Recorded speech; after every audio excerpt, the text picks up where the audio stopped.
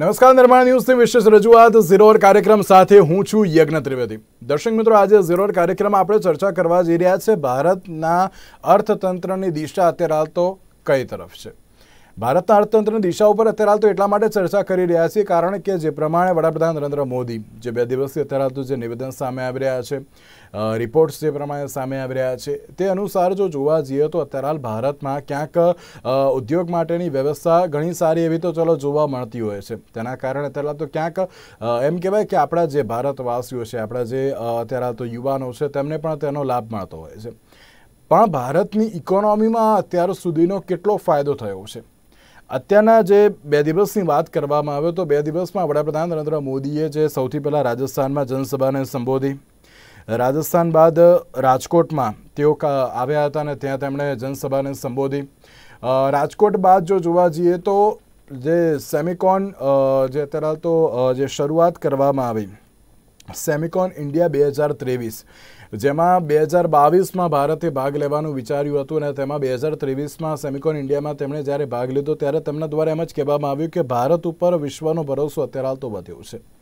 બીજી બાજુ દેશમાં જે આજે 200 કરતાં વધારે મેન્યુફેક્ચરિંગ યુનિટ પણ જોવા મળી રહ્યા છે। આ મેન્યુફેક્ચરિંગ યુનિટમાં જ્યારે પણ વધારો થયો છે ને તેના કારણે અત્યારે હાલ તો ભારત દેશમાં ક્યાંક ઇકોનોમી પણ અત્યારે હાલ તો વધી રહી છે। ઇકોનોમી અને પ્લસ જ્યારે ભારત દેશમાં અત્યારે હાલ તો અર્થતંત્રની પરિસ્થિતિ પણ ક્યાંક સારી એવી જોવા મળી શકે છે। આ જ મુદ્દાઓ પર ચર્ચા વિચારણા કરવી છે કે અત્યારે તો ભારતીય અર્થતંત્રમાં કેવા પ્રકારનો ફાયદો જોવા મળ્યો છે, કારણ કે જે 5 ટ્રિલિયનની ઇકોનોમીની જે વાત અત્યારે તો જોવા મળી હતી, નો ડાઉટ વચ્ચે કોવિડના જે સમય આવી ગયો કે ક્યાંક કોવિડના સમયે જે પરિસ્થિતિ ક્યાંક કપરી હતી, આખા વિશ્વમાં મંદી જોવા મળી હતી, ત્યારે ક્યાંક જે ભારત અત્યારે તો ટોપ લેવલ પર ન જોવા મળ્યું। પણ જોવા જઈએ તો અત્યારે હાલ ક્યાંક તેમાં સારા સમાચાર આવે તેવી શક્યતાઓ વર્તાઈ રહી છે। આ જ મુદ્દાઓ પર ચર્ચા વિચારણા કરવી છે। આ મુદ્દાઓ પર ચર્ચા વિચારણા કરવા માટે અમારી સાથે જોડી ગયા છે ઉર્વિશભાઈ કંથારિયા કે જેઓ ભારતીય જનતા પાર્ટીના નેતા છે, ડૉક્ટર કિશોર ભાનુશાળી આપણી સાથે જોડી ગયા છે કે જેઓ અર્થશાસ્ત્રી છે, અને હિરેનભાઈ બેંકર આપણી સાથે જોડી ગયા છે કે જેઓ કોંગ્રેસના નેતા છે। જે આપ ત્રણનું સૌથી પહેલાં તો સ્વાગત છે। સૌથી પહેલી શરૂઆત હું કિશોરભાઈ આપનાથી કરવા માંગીશ। ભારત ઉપર વિશ્વનો ભરોસો વધ્યો છે। ભારતમાં જે અત્યાર સુધીના જે મેન્યુફેક્ચરિંગ યુનિટ વધ્યા છે, મેન્યુફેક્ચરિંગ યુનિટ વધવાની સાથે સાથે 13.50 કરોડ જે લોકો છે એ ગરીબીથી એટલે ગરીબાઈમાંથી બહાર આવ્યા છે, અત્યારે મધ્યમ વર્ગ તરફ અત્યારે તો આગળ વધી રહ્યા છે। આ જે સૌથી પહેલું નિવેદન છે તેને કઈ રીતે જોઈ રહ્યા છો? નો ડાઉટ મેન્યુફેક્ચરિંગ યુનિટ વધ્યા છે તેના કારણે અર્થતંત્રને ફાયદો થયો છે। ગરીબોમાં અત્યારે તો જે ઘટાડો ગરીબીનો જે અત્યારે તો રેટ જોવા મળી રહ્યો છે તેમાં અત્યારે તો ઘટાડો જોવા મળી છે। શું તેના કારણે અત્યારે તો ભારતીય અર્થતંત્રને ક્યાંક ફાયદો થયો છે? અને ક્યાંક સ્કિલ અને કેપેબિલિટીની વાત કરવામાં આવે તો તેમાં પણ અત્યારે તો ભારતનો એ દુનિયાભરને લાભ પણ મળી રહ્યો છે, કારણ કે અલગ અલગ જો મેન્યુફેક્ચરિંગ યુનિટ આવતા હોય તો તેના કારણે અત્યારે તો ક્યાંક સારું એવું કામ થતું હોય। શું એની ઉપરથી એમ આંકી શકાય કે ના ભારતીય અર્થતંત્ર અત્યારે સારી દિશામાં છે? તેમ ભાઈ, પહેલા તો આપણે ભારતીય તરીકે જે નિવેદન આવ્યું છે કે આપણે વૈશ્વિક સ્તરે આપણી એક અલગ છાપ ઊભી કરી રહ્યા છે, એ આપણા માટે ગૌરવની વાત છે। ઓકે, જ્યાં સુધી આપણે આજે ઉદ્યોગોની વાત કરીએ છીએ તો કોવિડ પછી મોટા ભાગના દેશોનો ચાઇના ઉપરથી થોડો ભરોસો ઉઠ્યો અને અમુક કંપનીઓ છે જે ચાઇનાથી બીજે માર્કેટ શોધી રહી હતી અને વિશ્વમાં ચાઇનાની બહાર કોઈ મોટું બજાર હોય તો ભારતનું અર્થતંત્ર છે 140 કરોડનું માર્કેટ છે। અને સાથે સાથે જે ડેમોગ્રાફિક ડિવિડન્ડ જેને આપણે કહીએ કે આપણે યંગેસ્ટ નેશન છે અને એ ડેમોગ્રાફિક ડિવિડન્ડનો આપણને અત્યારે લાભ મળી રહ્યો છે। એના કારણે વિશ્વની ઘણી બધી કંપનીઓ અને સાથે સાથે ease of doing business index જેમાં ભારતે બહુ મોટી છલાંગ લગાવી અને આપણો જે નવી સરકાર જે અત્યારે છે આપણી પાસે એમણે ઈઝ ઓફ ડુઈંગ બિઝનેસ ઉપર ફોકસ કરીને સારું કામ કર્યું। એના કારણે ભારતમાં ધંધા રોજગાર સ્થાપવાનું થોડું સરળ બન્યું। લાયસન્સ રાજ હોય કે ઇન્સ્પેક્શનની વાત હોય કે ટેક્સની વાત હોય, એટલે ઈઝ ઓફ ડુઈંગ બિઝનેસ સુધરવાના કારણે વૈશ્વિક કંપનીઓનું ભારત તરફનું જોવાનું નજરિયો બદલાયું અને સાથે એ લોકો ભારતને ચાઇનાના અવેજમાં એક બજાર તરીકે જુએ છે અને સાથે સાથે ભારત એ પોતાનું એક માર્કેટ છે। એટલે એ કોન્ટેક્સમાં જે ભારતમાં મોટી મોટી કંપનીઓ આવી, પછી એ મોબાઈલની હોય કે ઓટોમોબાઈલની હોય, એ કંપનીઓનું ભારતમાં આવવાથી થોડું રોજગારીનું સર્જન થયું છે. સાથે સાથે ઉત્પાદન ભારતમાં થયું એટલે ભારતમાં જીડીપી ગ્રોથમાં સુધારો થયો છે, એમાં ડાઉટ નથી. પણ અહીંયા આપણે જોવું એ જોઈએ કે શું આપણે આટલી વાતથી હરખાઈ જવાની જરૂર છે? કેમ કે એની સાથે સાથે જ્યારે આપણે જોઈએ છે કે ભારતનું અર્થતંત્ર આપણે 10મા નંબરે હતા, 10માંથી 5મા નંબરે આવ્યા, અને હવે કદાચ આપણે 3જા નંબરે પહોંચી જઈશું કે પહેલા યુએસ આવશે, પછી ચાઇના અને પછી ભારતનો નંબર આવશે. હવે એ શું જીડીપી એ આપણા વિકાસનું એક પેરામીટર હોઈ શકે કે માત્ર એક જ પેરામીટર ઉપર કામ ચાલી શકે? એટલે હવે એવું છે કે જીડીપી ની બહાર પણ વિચારવાની જરૂર છે. જો કદાચ તમે હ્યુમન ડેવલપમેન્ટ ઇન્ડેક્સ HDI ના રિપોર્ટ જુઓ તો ભારતનો નંબર કેટલામો? ભારતનો નંબર 132મો, 191 માંથી 132મો નંબર આવ્યો. ઓકે, એનો મતલબ હ્યુમન ડેવલપમેન્ટ ઇન્ડેક્સ ઉપર ભારતે કામ કરવું પડશે, જેમાં આપણે શિક્ષણની વાત કરીએ છીએ, હેલ્થની વાત કરીએ છીએ અને પર કેપિટાની વાત કરીએ છીએ. એવી જ રીતે જો તમે ભારતની સરખામણી એમ કરતા હોય કે આપણે હવે 5મા નંબર પર આવી ગયા, તો 5મા નંબરમાં આપણે જીડીપી ની વાત કરીએ. હવે એની સાથે સાથે જો હું તમને કહું કે પર કેપિટા ઇન્કમમાં આપણે ક્યાં છે, માથાદીઠ આવકમાં આપણે ક્યાં છે, તો ભારતની માથાદીઠ આવક અત્યારના આંકડા પ્રમાણે, મેં વર્લ્ડ બેંકના આંકડા હમણાં લીધા છે, $2388 છે માથાદીઠ આવક ભારતની. એની સામે જો હું જર્મની અને જાપાન, જેને આપણે પાછળ રાખવાની વાત કરી રહ્યા છે, એ જર્મનીની માથાદીઠ આવક $48,000 છે અને જાપાનની માથાદીઠ આવક $33,000 છે. એટલે એ માથાદીઠ આવક પણ એક પેરામીટર હોઈ શકે. ચાઇના સાથે તમે કોઈ સંજોગોમાં કમ્પેરિઝન નથી કરી શકવાના, કેમ કે ભારતનું અર્થતંત્ર અત્યાર સુધી આપણે $3.39 ટ્રિલિયન ઉપર જે પહોંચ્યા છે, એની કમ્પેરિઝનમાં કોવિડના પછીના પિરિયડમાં ચાઇનાનું અર્થતંત્ર આટલું વધી ગયું. એટલે ચાઇનાનું અર્થતંત્ર કોવિડની પહેલા $15 ટ્રિલિયન હતું, આજે $18 ટ્રિલિયન ઉપર પહોંચી ગયું. એટલે જેટલું તમારું ટોટલ અર્થતંત્ર છે એટલું તો એ લોકોએ 3 વર્ષમાં વધારો કરેલો છે. એટલે હું સજેશન કરું કે આર્થિક વિકાસ જરૂરી છે, એમાં ડાઉટ નથી, પણ આર્થિક વિકાસની સાથે સાથે વિકાસના જે ફળો હોય એ લોકો સુધી પહોંચાડવા હોય તો આ બધા જે પછી હંગર ઇન્ડેક્સ છે, હંગર ઇન્ડેક્સમાં આપણે ક્યાં હતા? આપણે ડિબેટમાં ચર્ચા કરી હતી, 121 દેશોમાંથી આપણે 107 નંબર ઉપર હતા, તો શું ત્યાં કામ કરવાની જરૂર નથી? હેપીનેસ ઇન્ડેક્સમાં 136 માંથી આપણે 126 ઉપર હતા, ત્યાં પણ કામ કરવાની જરૂર છે ને? એટલે જીડીપી ની સાથે સાથે આ બધા મુદ્દા ઉપર પણ વિચારવાનો હવે સમય આવી ગયો છે. હવે જીડીપી ની બહાર વિચારવું પડશે. વાત છે હિરેનભાઈ, એક બાજુ જે છેલ્લા 2 દિવસથી વડાપ્રધાન નરેન્દ્ર મોદીના જે નિવેદન સામે આવી રહ્યા છે અને તેમના દ્વારા એમ જ કહેવામાં આવી રહ્યું છે કે 2014 પછી જે વિકાસ થયો છે તે ચોક્કસથી અત્યારે તો ઘણો સારો એવો વિકાસ થયો છે. પેલું એમ કહેવાય ને કે અત્યાર સુધી જે અર્થતંત્રમાં જે પ્રમાણે વેગ આવવો જોઈએ તે પ્રમાણેનો વેગ પણ આવ્યો છે. હું ગઈકાલની વાત કરું તો ગઈકાલે તેમણે એમ કહ્યું હતું કે ના 13.50 કરોડ લોકો ગરીબામાંથી બહાર આવ્યા. જો અમે મોંઘવારી ના ઘટાડી હોત તો અત્યારે તો 300 રૂપિયા લીટર દૂધ મળતું હોત અને 500 રૂપિયા કિલો દાળ મળતી હોત. એટલે કે અત્યારની જે આ પરિસ્થિતિ જોવા મળી રહી છે તેમાં સૌથી મોટું કામ જે અત્યારે તો ભારતીય જનતા પાર્ટી દ્વારા કરવામાં આવી રહ્યું છે. 2014 પહેલાં આવું કંઈ હતું નહીં. હવે અત્યારની જે અર્થતંત્ર છે એ ક્યાંક 5 ટ્રિલિયન પર પહોંચવા માટે તૈયાર છે. ભારત દેશ અત્યારે તો 3જા નંબરે આવે તેવી જે શક્યતાઓ છે, એ કે ક્યાંક એવો સીધો આક્ષેપ કરવામાં આવે તો કે ના કોંગ્રેસે કંઈ નથી કર્યું, જે પણ કંઈ કર્યું છે ભારતીય જનતા પાર્ટીએ કર્યું છે. કઈ રીતે આપ જોઈ રહ્યા છો? ભારત દેશ એ હંમેશાથી એ વિશ્વમાં ખૂબ સારું પ્રદર્શન કરતો આવ્યો છે. આર્થિકની જ્યારે વાત કરતા હોય ત્યારે વિશ્વના વિખ્યાત અને ભારતના પૂર્વ વડાપ્રધાન આદરણીય ડોક્ટર મનમોહનસિંહજીએ જે પ્રકારના સ્ટેપ લીધા છે, એ ફાઉન્ડેશન આજે એનો ઉપયોગ જો કંઈ કરતું હોય, જેનો લાભ મળતો હોય, તે અત્યારની રેજીમ સરકારને, હાલમાં જે મોદી રેજીમ સરકાર છે એને આ લાભ મળી રહ્યો છે. એના કારણે અત્યારે હાલમાં અર્થતંત્ર ટકી રહ્યું છે. કોરોના વાયરસ આવ્યો, આપણને ખ્યાલ છે કોરોનામાં હાલત બહુ કપરી હતી, સૌને તકલીફ હતી, પણ એની પહેલા પણ એક વાયરસ મોદી નોમિક્સના નામે આવ્યો, જે અત્યારે હાલમાં ઇકોનોમિક્સ કહીએ, મોદીનોમિક્સ કે નવું લોન્ચ થયું, જેમાં કોરોનાની જેમ આમાં એક વાત હતી, કરોના, કશું જ કરોના. તમે જે આંકડા આપણે જોઈએ સાહેબ, આંકડા પછી આપણને ખબર પડે, જે વખતે મનમોહનસિંહ જયારે આખી દેશ, ત્યારે સમગ્ર દેશમાં, સમગ્ર વિશ્વમાં જ્યારે બેંકો બંધ થતી હતી, અમેરિકામાં 11,000 બેંકો બંધ થઈ ગઈ, એ વખતે ગુજરાત અને દેશમાં બેંકોના 21 થી વધારે શાખાઓ ખુલી હતી સાહેબ. જ્યારે વૈશ્વિકમાં મંદીનો તકલીફ હતી એ વખતે ભારત એ પ્રગતિના પંથે હતું, એને કારણ કે એલપીજી થિયરી આપી હતી, લિબરલાઇઝેશન, પ્રાઇવેટાઇઝેશન અને ગ્લોબલાઇઝેશન. અને એના જ કારણે જે 3H ની જેમને વાત કરી કે હંગર ઇન્ડેક્સ, હેપીનેસ ઇન્ડેક્સ અને જે પ્રકારે હ્યુમન ડેવલપમેન્ટ ઇન્ડેક્સ, આ 3 ઇન્ડેક્સમાં ગુજરાત અને સમગ્ર દેશ સારા પરફોર્મ કરતા હતા. આજે ખૂબ ખરાબ હાલત છે. અને આપણે આંકડાની વાત કરીએ,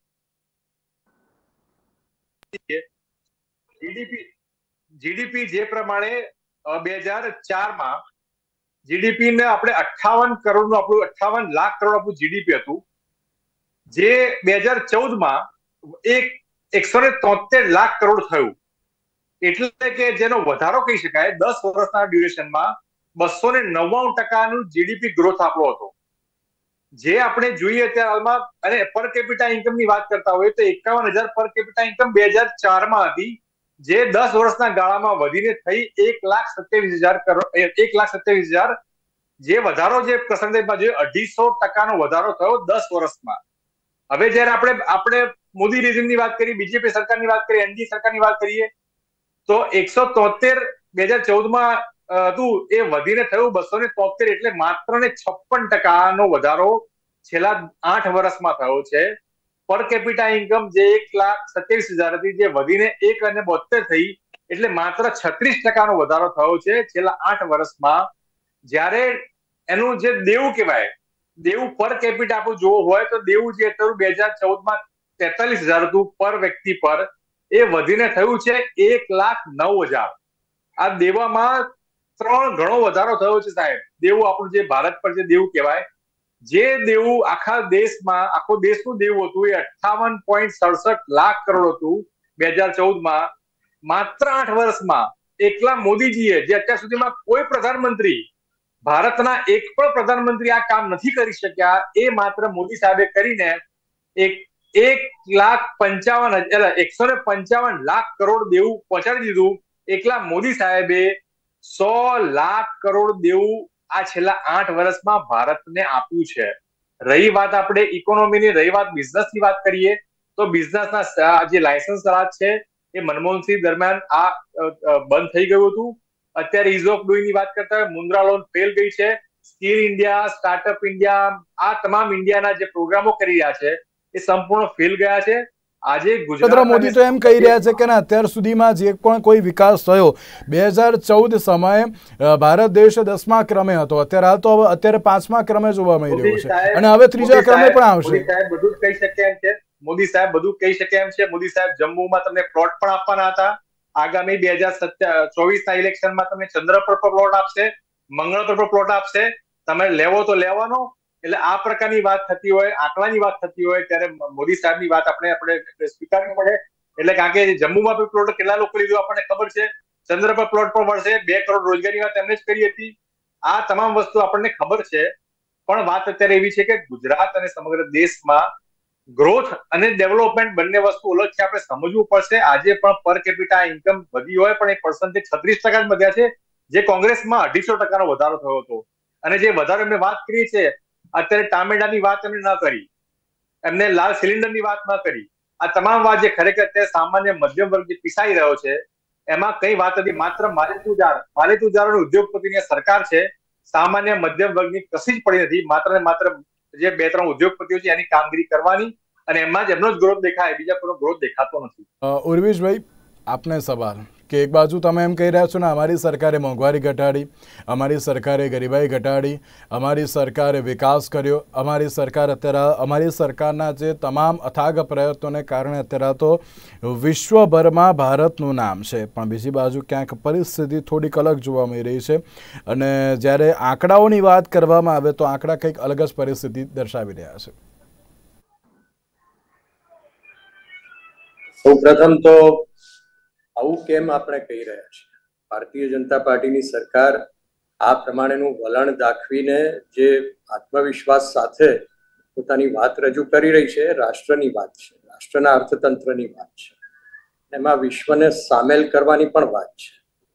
કારણ કે મૂડીરોકાણ એ અર્થતંત્રનું એક બહુ મહત્વનું પરિબળ છે, આપણે બધા જાણીએ છીએ, કોઈ રોકેટ સાયન્સ નથી. હવે આવું કેમ થઈ રહ્યું છે કે જેનાથી આપણે આ આત્મવિશ્વાસ તરફ પ્રેરાયા છે?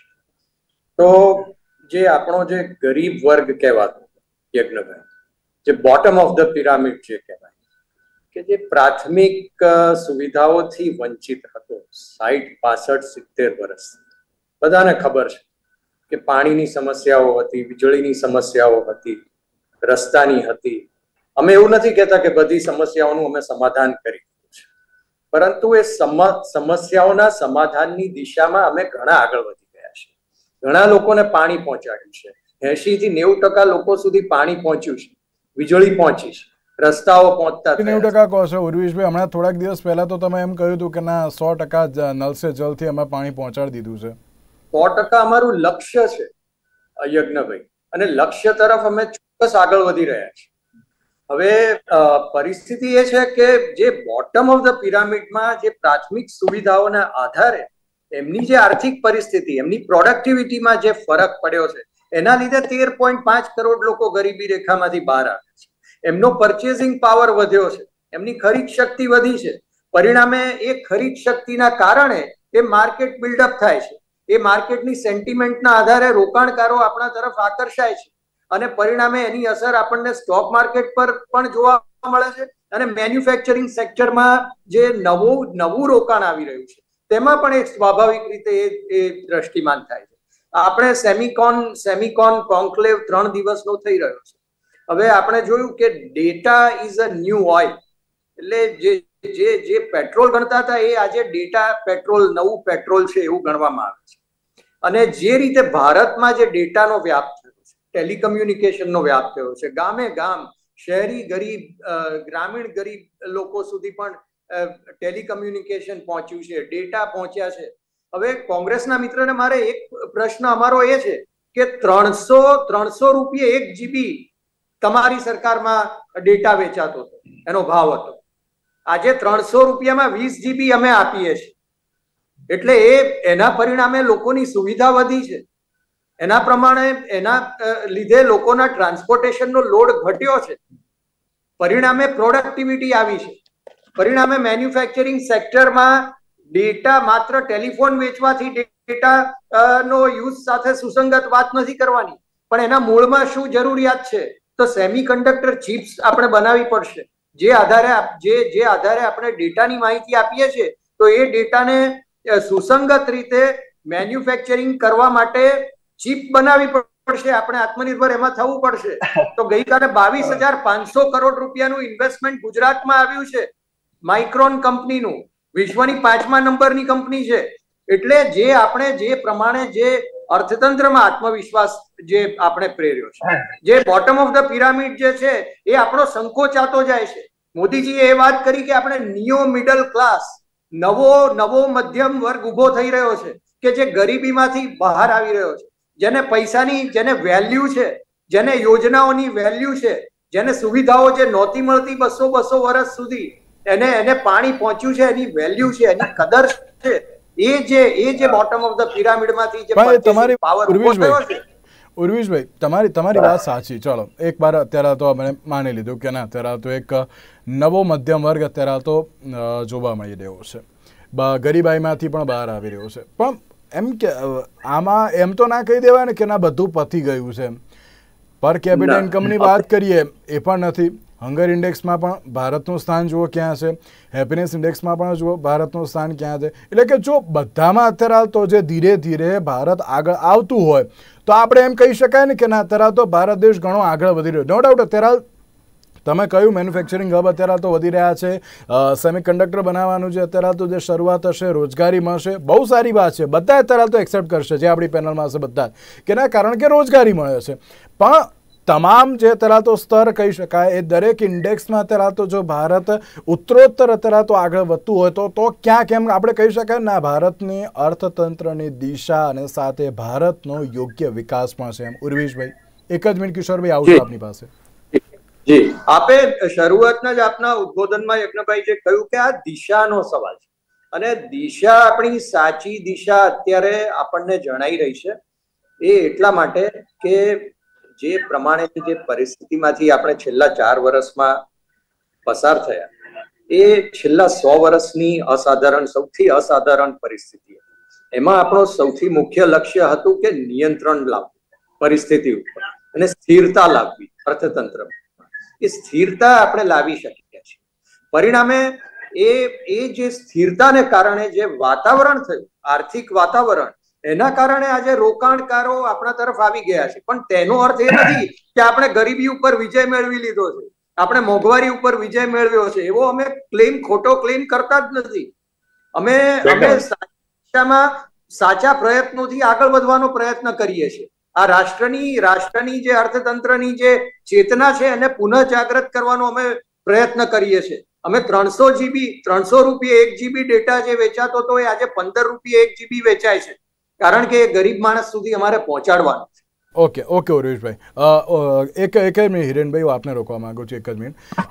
સવાલ અત્યારે હાલ કિશોરભાઈ એ થતો હોય છે કે ક્યાંક અત્યારે હાલ તો પેરામીટર્સની વાત કરીએ, અર્થતંત્ર કઈ દિશામાં, આજે આપણે ટોપિક તો લીધો છે, પણ જે પ્રમાણે હંગર ઇન્ડેક્સ કહો, હેપીનેસ ઇન્ડેક્સ કહો, એ બધામાં અત્યારે તો જે ઇન્ડિયાની સિચ્યુએશન છે તમે સારી એવી દર્શાવી દીધી, ઇવન પર કેપિટા ઇન્કમમાં પણ આપણે બતાવી. પણ અત્યારે હાલ તો જે પ્રમાણે ક્યાંક ઉર્વેશભાઈ કહી રહ્યા છે કે ના, અત્યારે હાલ તો એક નવો મિડલ ક્લાસ અત્યારે જે તૈયાર થઈ રહ્યો છે તેવું લાગી રહ્યું છે. શું તેના કારણે અત્યારે હાલ તો જે આગળ વધ્યા છે તેવું લાગી રહ્યું છે? અને જે અત્યારે એક દાવો કરવામાં આવી રહ્યો છે 2025માં જે 5 ટ્રિલિયન ઇકોનોમી અત્યારે તો ભારત દેશ એ ત્રીજા સ્થાને અત્યારે તો આવે તેવી શંકા, એના પેરામીટર્સ કયા હતો? એ કયા પેરામીટર્સના આધારે અત્યારે તો તેનું આકલન થતું હોય છે? ભાઈ, આજે આપણે જે આકલન કરીએ છીએ એ આપણી ગ્રોસ ડોમેસ્ટિક પ્રોડક્ટ જીડીપી ના આંકડાની વાત છે, જેને ટ્રિલિયન ડોલરમાં મેઝર કરવામાં આવે. અને અત્યારે આપણું અર્થતંત્ર છે 3.39 ટ્રિલિયન ડોલર ઉપર ચાલે, 3 ટ્રિલિયન ડોલર આપણે ક્રોસ કરી ગયા છે. અને વર્લ્ડ બેંકના આંકડા પ્રમાણે 3.39 ટ્રિલિયન ડોલર ઉપર અત્યારે છે. અને આપણે એમાં 2 ટ્રિલિયન ડોલરનો વધારો કરીને 5 ટ્રિલિયન ડોલર ઉપર જવું છે. હવે આ બાબત એક વસ્તુ સાથે સંકળાયેલું, એ જ વર્લ્ડ બેંકના રિપોર્ટમાં અમે આંકડા કાઢેલા છે. કે વર્લ્ડ બેંકે કીધું કે જ્યારે કોવિડ પછીના જે 3 વર્ષમાં ચાઇનાએ પોતાના અર્થતંત્રમાં 3.76 ટ્રિલિયન ડોલરનો વધારો કરી લીધો, અમેરિકાએ પોતાના અર્થતંત્રમાં 4 ટ્રિલિયન ડોલરનો વધારો કરી લીધો, એ જ ભારતે આપણા આ જે 3 પોસ્ટ કોવિડ પીરિયડ છે એમાં આપણે આપણા અર્થતંત્રમાં 0.55 એટલે અડધા ટ્રિલિયન ડોલરનો વધારો કર્યો છે. એટલે આ સ્પીડ જોતા 5 ટ્રિલિયન ડોલર અત્યારે મને થોડું વધારે પડતું લાગે છે, શક્યતા ઓછી છે.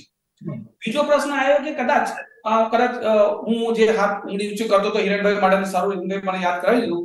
જ્યારે આપણે એલપીજી ની વાત કરીએ છીએ, ઓકે, ત્યારે આપણે એક વસ્તુ બહુ કેટેગરીકલી ડિસાઈડ કરવી પડશે કે એલપીજી આપણે કર્યું નહોતું. એલપીજી આપણી પાસેથી કરાવવામાં આવ્યું હતું, કેમ કે આજની તારીખમાં જે હાલત આપણે પાકિસ્તાનની ગણીએ છીએ કે પાકિસ્તાન પાસે ફોરેન એક્સચેન્જ રિઝર્વ નથી અને they are about to declare વૈશ્વિક સ્તરે મંદીમાં સપડાયેલું અર્થતંત્ર છે, ચૂકવવા માટે એ લોકો પાસે ડોલર નથી અને એ લોકો વર્લ્ડ બેંક પાસેથી, આઈએમએફ પાસેથી ડિમાન્ડ કરે છે, ત્યારે આઈએમએફે અમુક કન્ડિશન મૂકી છે. એ જ પરિસ્થિતિ 91માં ભારત પાસે હતી અને ભારતે વર્લ્ડ બેંક પાસેથી એ ટાઈમે 4 ટ્રિલિયન ડોલર જે લીધા હતા, એ વખતે આઈએમએફે કન્ડિશન મૂકી હતી. એ કન્ડિશનનું ગ્રુપ હતું કે તમે લિબરલાઇઝ કરશો, તમે પ્રાઇવેટાઇઝ કરશો અને ગ્લોબલાઇઝ કરશો. એ આપણે કર્યું. એટલે પ્રેક્ટિકલી હું એ પણ વસ્તુ કહું કે એ વખતે આપણને જરૂર હતી ને આપણે કર્યું. એટલે એનું હું સજેસ્ટ નહીં કરું કે કોઈ સરકાર પોતાનો શ્રેય લેવા જાય. જે તે સરકાર હતી બરોબર છે, પણ એ પરિસ્થિતિ બસ આપણે નિર્ણય કરવો પડ્યો હતો. અને આજે એનો ફાયદો પણ છે. આજે એનો ફાયદો એ છે કે આપણી પાસે 570 બિલિયન ડોલર આપણી પાસે પડ્યા છે. ઓકે, ફરી આ પુરુષભાઈની વાત ઉપર વાત કરીશ કદાચ. તો આજે હું એવું કહું કે ગયા મહિને મારા ઘરની આવક અથવા મારી આવક 10,000 રૂપિયા હતી, હવે મારી આવક 20,000 રૂપિયા થઈ ગઈ. હવે જો હું સાબિત કરવા માંગતો હું કે મારે સાબિત કરવું હોય કે મારી આવક ડબલ થઈ છે, તો સાથે સાથે એ પણ દેખાવું જોઈએ કે મારું જીવન ધોરણ કેટલું સુધર્યું છે. મારા જો જીવન ધોરણમાં સુધારો ન આવ્યો હોય તો મારી આવક વધારવાનો કોઈ મતલબ નથી. એ વસ્તુના સંદર્ભમાં જ્યારે આપણે એચડીઆઈ કે હંગર ઇન્ડેક્સની વાત કરતા હોય ત્યારે એ કોન્ટેક્સમાં કરીએ છીએ કે આપણું 5 ટ્રિલિયન ડોલર ઉપર તો પહોંચી જઈશું, પણ શું એનાથી લોકોના જીવન ધોરણમાં સુધારો થશે કે નહીં? અને જો તમે આજે નવા મધ્યમ વર્ગની જે આપણે વાત કરી રહ્યા છે, એ નવા મધ્યમ વર્ગ માટે આપણે કોઈ ડેફિનેશન નથી રાખી કે આ નવો મધ્યમ વર્ગ છે અને આટલા કરોડો છે.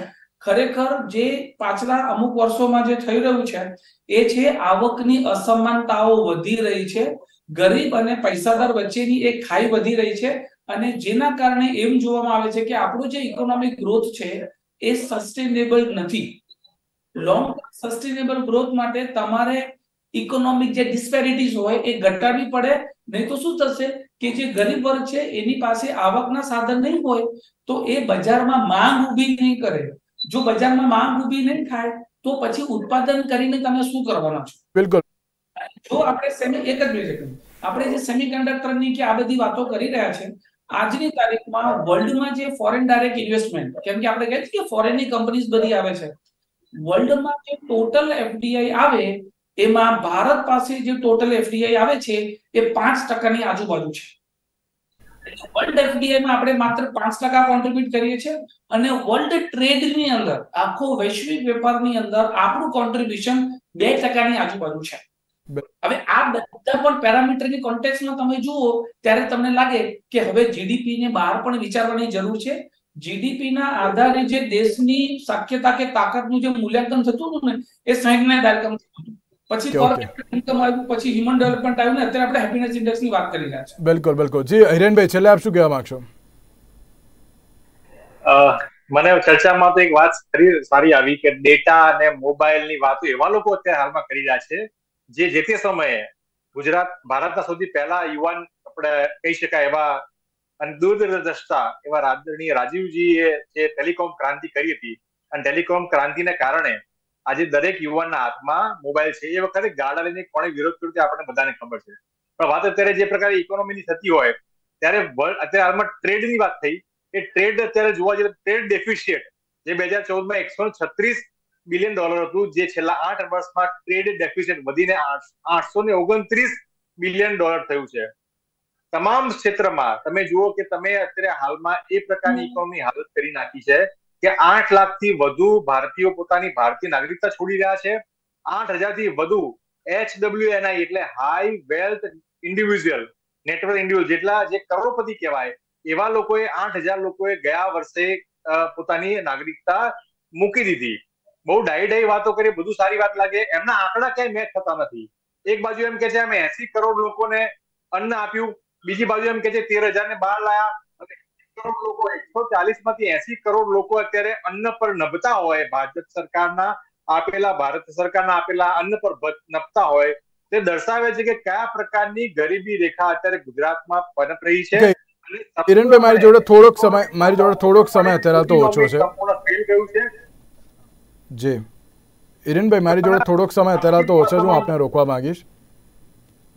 આર્થિક અસમાનતા એટલી મોટી થઈ ગઈ છે કે એટલી મોટી ખાઈ આપણે જોવા મળે કે 1% લોકો પાસે 90% વેલ્થ છે અને બાકી 99% લોકો 10%ની કામગીરી કરી રહ્યા છે. આ સૌએ જોયું છે. દેવું માફ કરવાની વાત આવે તો પોતાના મિત્રોનું દેવું માફ થાય, અને જે ખેડૂતની વાત આવે ત્યારે ઠન ગોપાલની વાત કરવા હવે નહીં કરી શકાય વાત કરતા આવે. અત્યારે તો ભારતીય અર્થતંત્રની દિશા અત્યારે તો કઈ બાજુની જોવા મળી રહી છે? પ્લસ જો જોવા જઈએ તો ક્યાંક અત્યારે હાલ તો જે સેમિકોન ઇન્ડિયા 2023માં જે પ્રમાણે વડાપ્રધાન નરેન્દ્ર મોદીએ જે નિવેદન તો આપ્યું, પણ કયા પેરામીટર્સ અનુસાર અત્યારે તો આ વિકાસના તરાળ આંકવામાં આવી રહ્યો છે? કયા પેરામીટર્સ અનુસાર અત્યારે તો આ ભારતીય અર્થતંત્ર આંકવામાં આવી રહ્યું છે? તે પણ અત્યારે તો જોવું બહુ જરૂરી છે. તેની સાથે કિશોરભાઈ, હિરેનભાઈ અને રૂબેશભાઈ, આપ ત્રણ આભાર અમારી સાથે ચર્ચા વિચારણામાં જોડાવા માટે. તો દર્શક મિત્રો, આજના ઝીરો અવર કાર્યક્રમમાં આપશો. નમસ્કાર.